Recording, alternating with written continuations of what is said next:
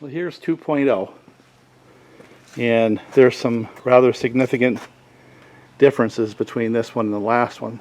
This one here's got a knock or a rattle on the inside, which I can't identify. Could be a wrist pin, could be a broken piston skirt, could be a rod bearing or something like that going, I don't know. But there's some details I want to point out as compared to the one we just got running. Even though they look identical, they're not.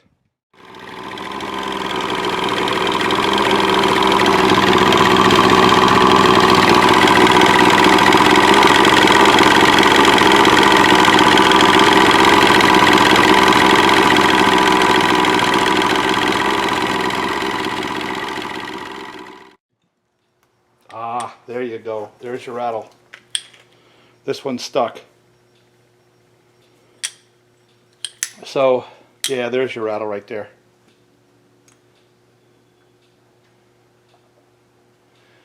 So this motor actually had gone lean.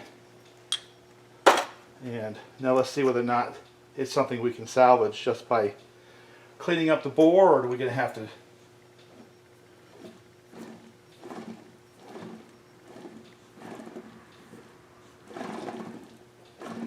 I don't like the sound of that either.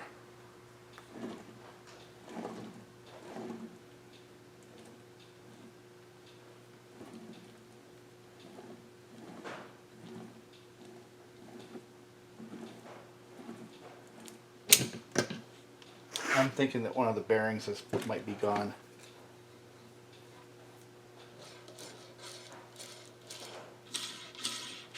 Yeah, that one doesn't sound good.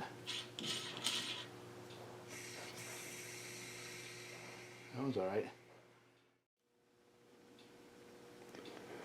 That'll give you a better look.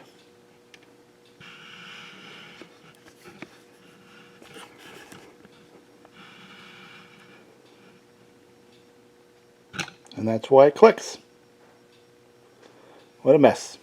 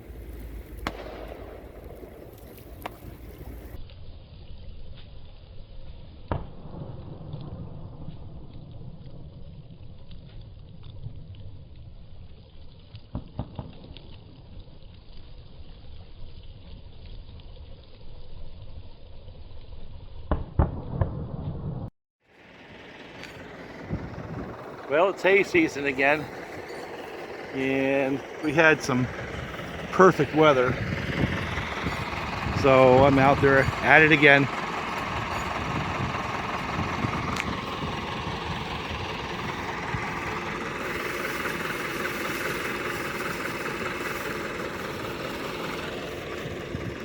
Nice and cool. A little bit of green left in the coloring. This is first cutting. It's a little crunchy, you know, trying to find that fine line between dry enough and too dry. I think they're going to come out good this time.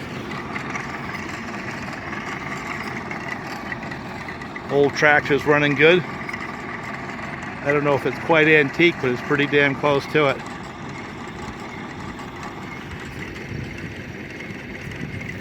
Making hay. Let's take a look up over the hillside here.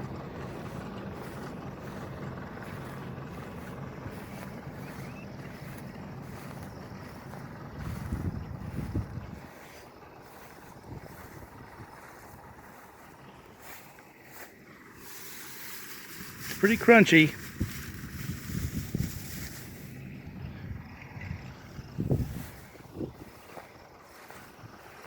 Probably get about 60 bales off this little field right here. But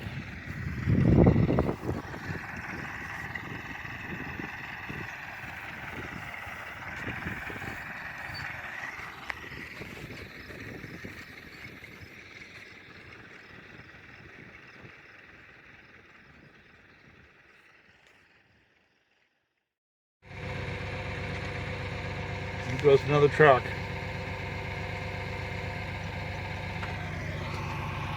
Put a couple more on. See, I like it this way where I don't have to store them.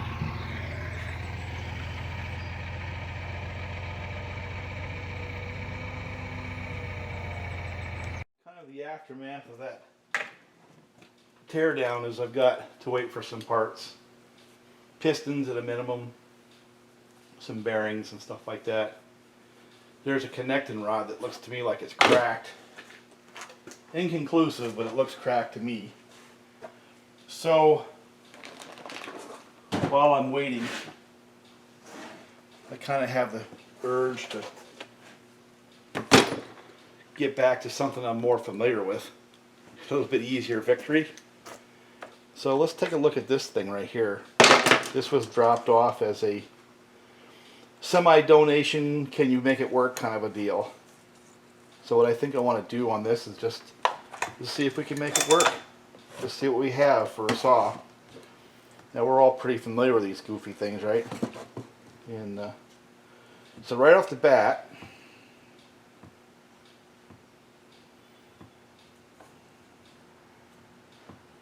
we're missing an anti-vibe down here at the bottom. What I want to know is, I see this kind of beat up here at the end of the crank. I want to know if we have a bad bearing before I get too far into this. So the first thing I'm going to do is just, I can't make it run, it's not going to run right now, but I'm going to pull the clutch off and take a look inside. Alright, we'll just start buzzing things off of this. This is a 2014 version of the X-Torq. It's missing some pieces already, the anti-vibe and stuff like that. It's missing a couple of those. Let me see if I can get the top cover out quickly.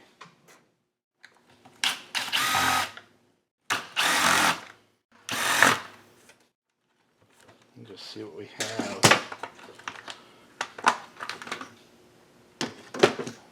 Missing a spark plug. Turns over. So I don't know why it's apart yet. I'm not sure what's going on with it just yet. Let's take a look inside the muffler and just see if we can see something in there. Turns over free, you know.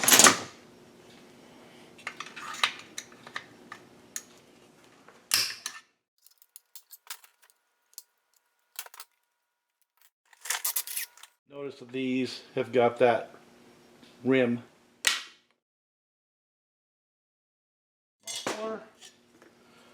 Moment of truth. See if we can see what's inside. Top end looks good. Nothing wrong with that top end, it looks fine. Okay. So why has this saw been taken out of service? That's the mystery. For some reason it didn't run, obviously. Don't know why. Well, I'm going to take off the clutch, I think is what I'm going to do next. Because oftentimes the answer is underneath the clutch. Sometimes it's not, but oftentimes it is. Clutch tool is found.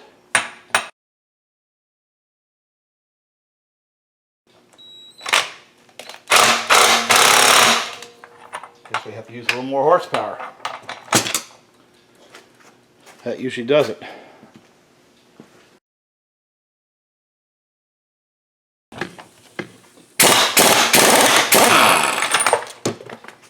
When in doubt, get a bigger hammer. I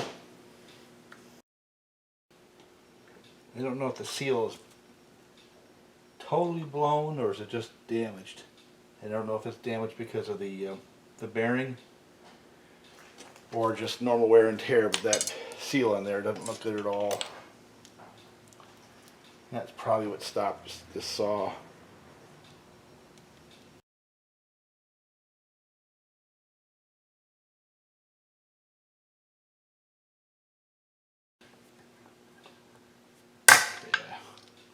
See, I've got nothing that can go down in there and bite. So as cool as these are, it's not going to do me any good. So I'm going to have to pull that old seal out the old-fashioned way.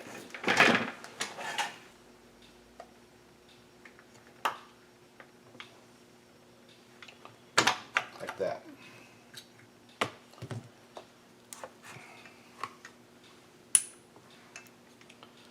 Great.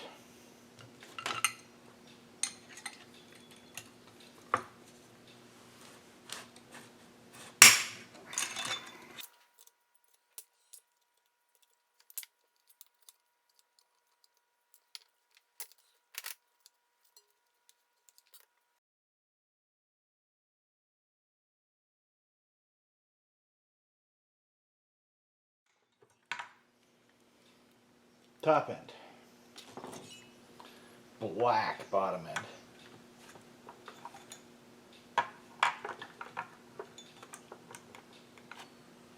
I think the piston and crank are still good, but I'm a little suspect of the rest of it.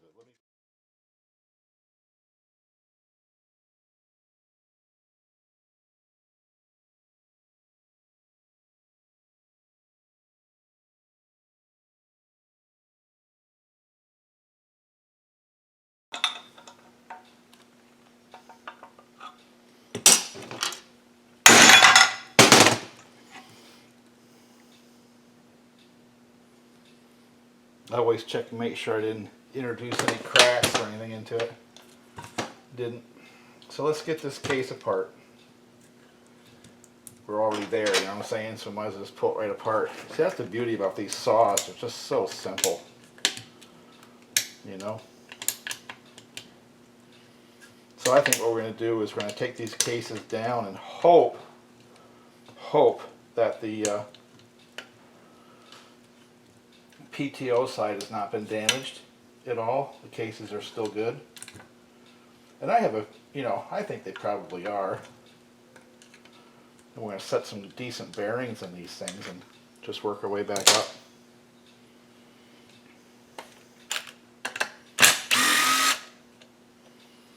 Well, that's interesting. These things are loose. Oh my God.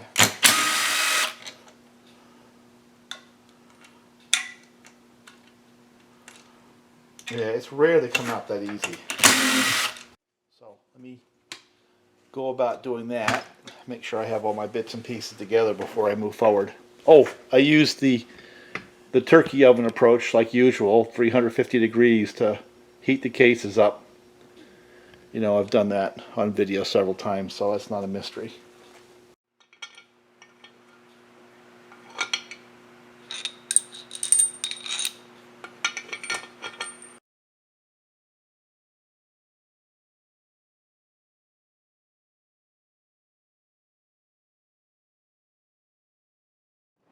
We're doing the pretty much standard build for me. You know, just put a tube in the muffler off to the PTO side. Got paint on it, we're going to let it dry. But again, it's just a standard build for me. And the idea is to come up with a saw that's versatile based on the X-Torqs. 70 cc's, it runs a little stronger, but gets rid of some of the issues that are pretty much inherent to X-Torqs. I mean, the new ones are a lot better than the old ones, but the idle and, you know, make it run a little bit stronger, get a little more life out of the pistons, things like that. So the essence of the build is to, instead of having straight air run across the top of the carburetor, not picking up any fuel, you're going straight into these straddle ports and washing the back of the piston with it, is to remove the divider, the filter holder, intake manifold, so now there's a gas air mix provided both at the intake port and the straddle ports, and that means that there'll be a more gas air mix to lubricate the piston, but also a little more power to be had as well, because instead of getting a straight shot of air, it'll be a little bit of gas air mix inserted in the front of the main charge and the transfer ports, which means there's a little bit more charge overall, which means there's a little more power. So, going to continue. I've been doing this build now for quite some time, and it's really not that hard. No special tools, just a little patience. I got these nail cutters, and they work pretty good. Just get started with this, you know.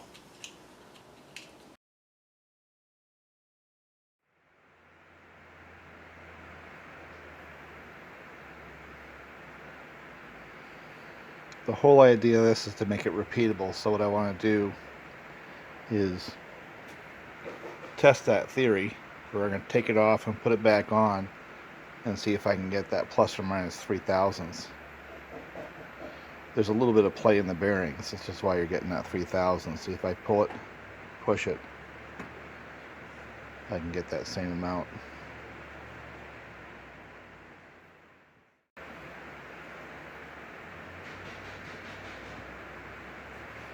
Okay, so I'm going to take it off.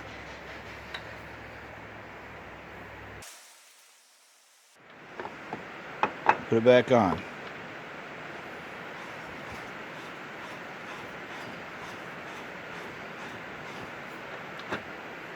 And I'm going to put the dial indicator on it.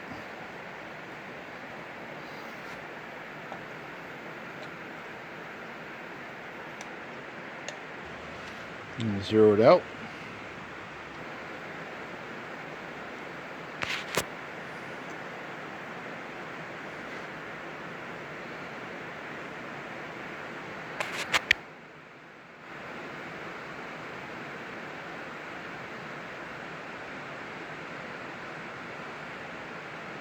Okay, got the same tolerance.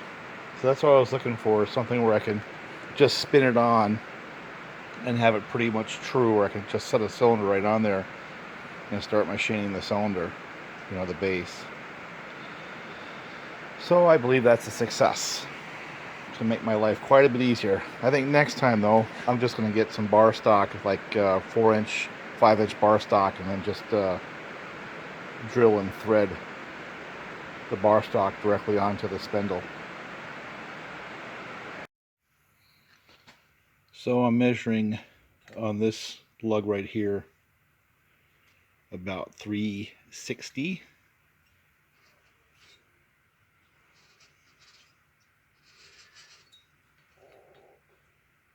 somewhere in that range. So in order to get 20 thousandths less for a gasket, I want to end up down around 340. I'm sorry, 360. I want to end up around 340. Okay. So I'm going to kind of eyeball this one just to see what I have. Once I get a test cut, then I'll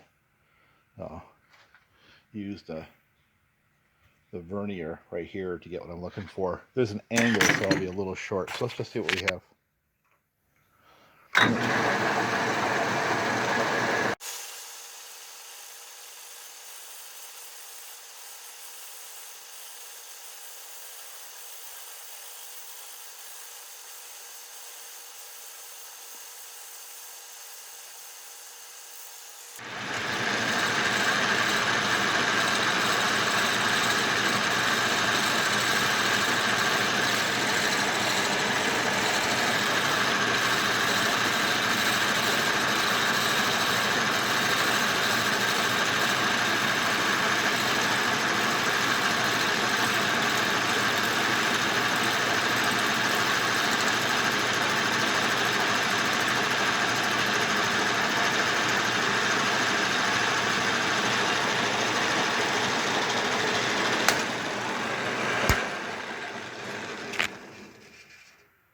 That surface finish, isn't that nice?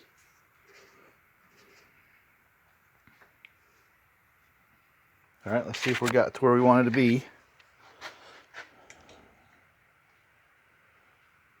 I wanted to be at the 40. There I am.